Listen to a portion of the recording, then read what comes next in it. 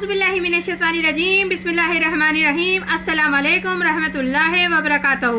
جیسے کہ کل بھی ہم نے سورہ آل عمران کی 2 آیتوں کا ترجمہ، تفسیر اور خلاصہ بیان کیا تھا، جس میں ارشاد ربانی ہو رہا تھا جن لوگوں نے حکم مانا اللہ کا اور رسول کا، بات اس کے کہ پہنچ چکے تھے ان کو زخم، ان لوگوں کے لیے جو ان میں سے نیک ہوئے اور پرہیزگار ہوئے، بڑا ثواب ہے، اجر ہے۔ ایسا کہ کہا جن کو لوگوں نے مکے والے آدمیوں نے جمع کیا سامان تمہارے مقابلے کے لیے، سو تم ان سے ڈرو اس بات نے، اور زیادہ کر دیا ان کو ایمان میں، اور بولے کافی ہے ہم کو اللہ اور خوب کارساز ہے اللہ۔ آگے ارشاد ربانی ہے انقلبوا بنعمت من اللہ والفضل لم یمسسہم سوء، پھر واپس آئے مسلمان اللہ کے احسان اور فضل کے ساتھ، اور نہ پہنچی ان کو کچھ بھی ناگواری۔ اس آیت میں بتایا جا رہا ہے کہ جب ابو سفیان کو پتہ چلا کہ محمد صلی اللہ علیہ وآلہ وسلم ہمارے تعاقب میں آ رہے ہیں، تو انہوں نے عافیت اسی میں سمجھی کہ انہوں نے پھر سیدھا مکے کا رخ کر لیا، اور یہی معاملہ ہوا کہ وہ بدر صغریٰ، یعنی کہ جب وہ بولا تھا جیسے کہ دوسری مرتبہ بدر کے مقام پر آنے کا آمنا سامنا ہوگا، جس طرح ابو سفیان نے کہا تھا کہ ایک مرتبہ ہوئے بدر کے مقام پہ جمع، اب 1 سال کے بعد احد میں جمع ہوئے، اب 1 سال کے بعد ہم پھر بدر کے مقام پہ جمع ہوں گے، اور جسے بدر صغریٰ بھی کہا گیا ہے۔ تو ابو سفیان نے جب یہ کہا تھا، تو جب ہی انہوں نے سنا کہ رسول اکرم صلی اللہ علیہ وآلہ وسلم اپنے پورے ساتھیوں کے ساتھ بدر صغریٰ میں آ گئے، تو وہاں موقع تلاش کر کے وہ لوگ منافق کفار لوگ کترا کر وہاں سے نکل گئے، بغیر اطلاع دے کر اور بغیر مقابلہ کیے وہ میدان چھوڑ کر اس جگہ سے واپس چلے گئے۔ تو پھر اللہ تعالیٰ فرماتے ہیں کہ وہ لوٹ آئے اللہ تعالیٰ کے انعام سے، نعمت سے اور اس فضل سے، یعنی کہ کوئی برائی نہیں ان کو ملی، نہ تو تکلیف ملی، اور نہ ہی کسی قسم کی انہیں پریشانی اٹھانا پڑی، یعنی کہ اہل ایمان والوں کو اللہ تعالیٰ بتا رہے ہیں کہ اللہ کے انعام سے، فضل سے نوازا گیا، کہ یعنی کہ جس للکار سے، دھمکار سے انہوں نے کہا تھا منافقین نے کہ ہم تیسری مرتبہ آئیں گے تو اور وہاں مقابلہ کریں گے، نبی صلی اللہ علیہ وسلم بھی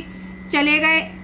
کہ چلو دیکھتے ہیں کیا ہوگا، جو ہوگا اللہ کے حکم سے ہو جائے گا، لیکن اللہ تعالیٰ نے انہیں اتنا ذلیل اور رسوا کرا کہ وہ ڈر اور خوف ان کے دل میں بٹھا دیا، کہ وہ ان کی ڈر سے، خوف سے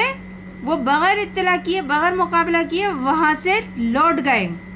کہ اہل ایمان کو اللہ تعالیٰ نے نہایت خوبصورتی کے ساتھ دشمنوں سے تحفظ فرمایا۔ تو یہ تو ایک آزمائش بھی تھی، سو اللہ تعالیٰ نے کر لی۔ وَاتَّبِعُوا رِضْوَانَ اللَّهِ وَاللَّهُ ذُو الْفَضْلِ الْعَظِيمِ، اور تابع ہوئے اللہ کی مرضی کے، اور اللہ بڑے فضل والا ہے۔ اس آیت میں بتایا جا رہا ہے کہ انہوں نے تو اللہ کی رضا کی پیروی کی، اور یقیناً اللہ تعالیٰ بڑے فضل والا ہے، فضل کا مالک ہے، تو اپنے فضل سے انہیں خوب نوازا۔ آگے ارشاد ربانی ہے انما ذالکم الشیطان یخوف اولیاء، یہ محض شیطان ہے کہ ڈرا دیتا ہے اپنے دوستوں کو۔ اس آیت میں بتایا جا رہا ہے کہ اے مسلمانوں، یہ شیطان ہے جو تمہیں ڈراتا ہے اپنے ساتھیوں سے،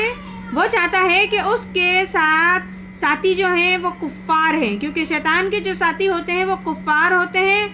ان کا خوف تم پر طاری کر دے۔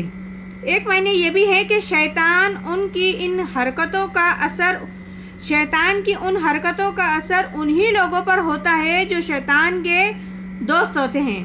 جو اللہ کے دوست ہوتے ہیں ان پر اس قسم کے کوئی وسوسوں کا اثر نہیں ہوتا، مطلب کہ وہ ڈرتے نہیں،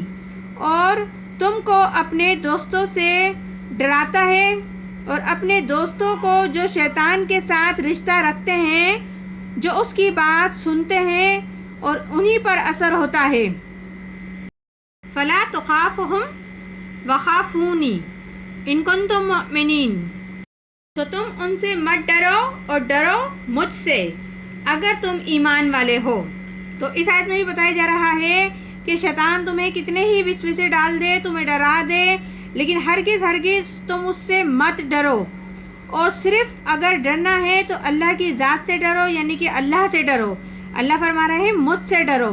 تو اللہ سے بے شک ڈرو۔ جب اللہ سے ڈرو گے تو ہر ڈر خوف سے آزاد ہو جاؤ گے۔ اگر تم مومنین ہو، سچے ہو، تو یقیناً جو اللہ فرما رہا ہے اس پہ یقین کرو گے اور اس پر عمل کرو گے۔ تو یہ سورہ آل عمران ہے، جس کے ابھی ہم نے چند آیتوں کا ترجمہ، تفسیر و خلاصہ بیان کیا ہے۔ انشاءاللہ تعالی مزید بھی آگے کرتے رہیں گے۔ پروردگار عالم